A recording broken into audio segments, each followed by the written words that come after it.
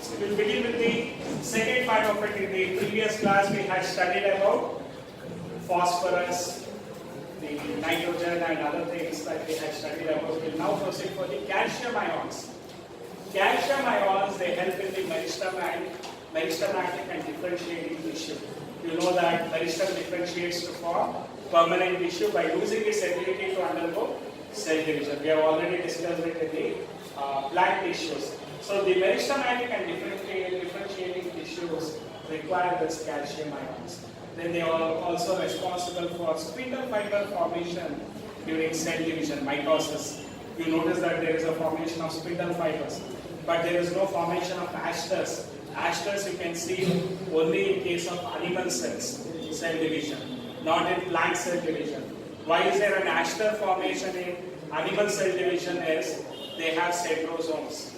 Centrosomes are absent in plants. So remember about that. So they are also responsible, calcium ions are also involved in activating enzymes similar to molybdenum. They are also involved in the synthesis of middle lamella, so which forms the calcium pectate of a cell. Middle lamella is synthesized for which calcium ions are required. Calcium pectate, especially during cell division, these stages, they play a very important role, calcium ions. The formation of spindle fibers, in the meristematic and differentiating tissue, calcium ions are required. It activates enzymes. They are also involved in synthesis of middle lamella, calcium pectate, especially during cell division. So magnesium will go for Mg. So magnesium, they are all present in the structure of chlorophyll. Magnesium ion is present in the structure of chlorophyll. You should remember about it. Magnesium ion is a macronutrient. It also activates enzymes of respiration. Various enzymes are there in respiration, which we'll be studying in the respiration topic. Okay? They are also involved in respiration enzymes and photosynthesis enzymes. They activate. Plus, they are involved in DNA and RNA synthesis. Synthesis of DNA, semi-conservative mode of replication, and RNA synthesis. Magnesium ions are involved. Mg, you have to remember. They are also present in the structure of chlorophyll. Magnesium ion is present in the structure of chlorophyll. You have to remember about it. Sulfur is found in a few of the amino acids. Okay. See, there are a lot of amino acids, of which a few of them have sulfur. Those amino acids are cysteine and methionine. When we are discussing about molecular biology, we will be talking about AUG is the initiator codon. AUG is the initiator codon for synthesis of protein. AUG synthesizes F-met, formyl methionine. So that methionine, for that sulfur is required. Sulfur is present in methionine as well as in cysteine, which are required for the plants. Iron plays an important role. They are going to constitute the protein which is involved in electron transport system. Especially the last stage of respiration, you have this terminal oxidation where they play an important role, iron. Okay? So they are involved in electron transport system or terminal oxidation during respiration. They are also present in cytochromes and ferredoxin. These will be studied during photosynthesis as well as in case of respiration topics. So now it is too early to speak about cytochromes. Remember about that. Then manganese, it's a micronutrient. Its nature is Mn2+. By the way, that you know about that. It is also involved in activating enzymes involved in photosynthesis, respiration, and nitrogen metabolism. But magnesium is macronutrient. It is required in larger amount. Manganese is required in lesser amount. Okay. Zinc, they are involved in synthesis of oxens and activates carboxylase enzyme. This question has been asked even during our NEET examination. So they are involved in synthesis of oxen. Zinc ion is involved in synthesis of oxen. Oxen is a growth hormone which promotes growth. Okay, and it activates carboxylase enzyme. Carboxylase enzyme, they activate. Okay, so this you have to remember about. Next. See, copper, they are also involved in the overall metabolism of plants and they activate enzymes during redox reaction. Redox and reduction and oxidation process especially in respiration, redox reactions. Electron transport system or electron transport chain. We'll be discussing about this copper Cu2 plus. Okay, remember about that. They also are involved in overall metabolism of plants and activates enzymes which are involved in redox reaction, copper. Okay, and they are present in small amount, so micronutrient. Boron, it involves in the pollen germination of enzyme, cell elongation and cell differentiation.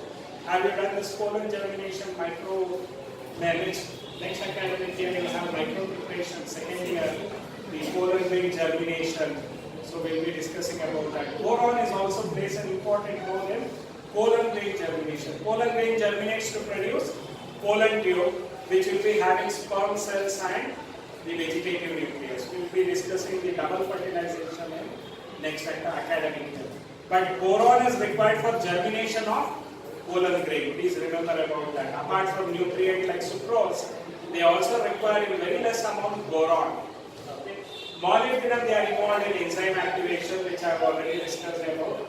Involved in nitrogen metabolism, enzymes like nitrogenase and nitrate reductase.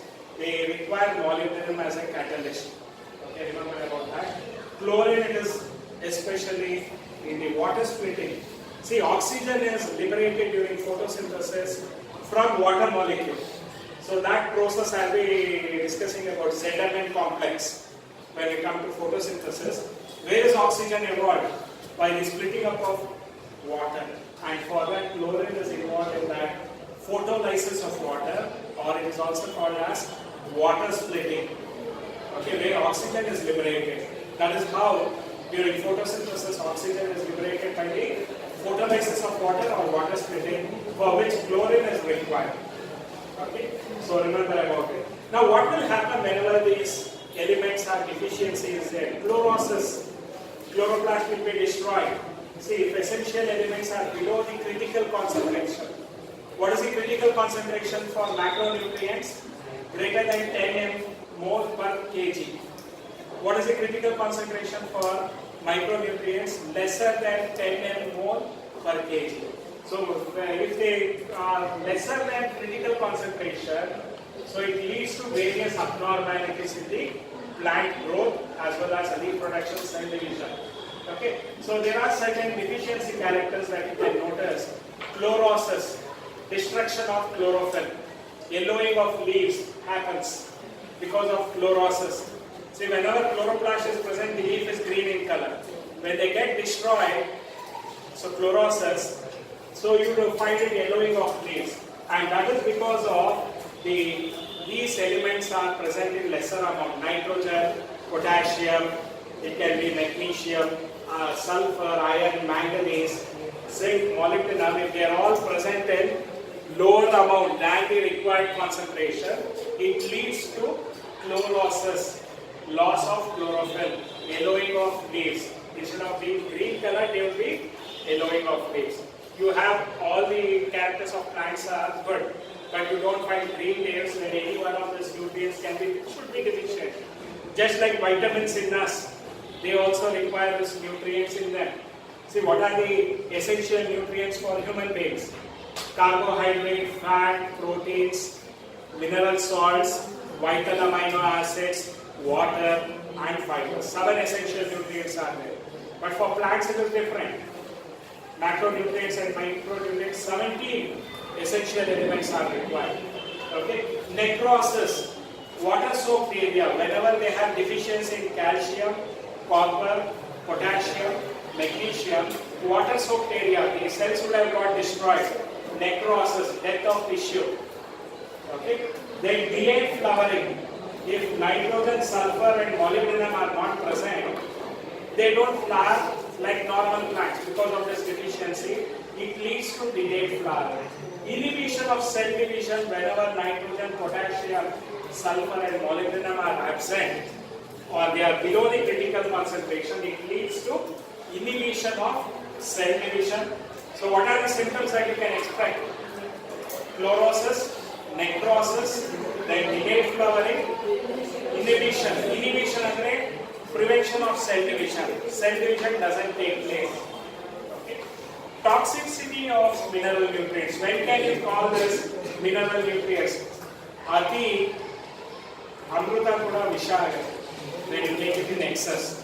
So when minerals are in excess, it leads to toxicity of micronutrients. When they are more than the critical concentration, so what does it lead to? Any mineral ion concentration that reduces the dry weight of tissue, it brings about loss of weight in plants by 10%. It is considered as toxic. If any, they are excess in presence and they lead to loss of weight in the plants by 10%, they are considered to be toxic in nature. Toxicity, they have got poisoned by excess amount of micronutrients. Second aspect, toxicity of one nutrient may lead to deficiency of other elements, since the former may help in taking up of that nutrient. See, excess of one nutrient, micronutrient, it prevents the entry of another nutrient. Okay, so that is what you have to remember. For example, they have given here manganese competes with iron, magnesium for uptake, and also inhibits calcium translocation to shoot effects. There is a competition between these ions, and whenever they are present in excess, they prevent calcium translocation. Okay. Therefore, manganese toxicity symptoms are deficiency symptoms of iron, magnesium, and calcium. So these are about the deficiency of these micro and macronutrients. In the next class, we will be discussing about nitrogen metabolism. We will discuss about nitrogen cycle, and also we will discuss about the symbiotic association of nitrogen fixing bacteria. Okay, so that also we will discuss about.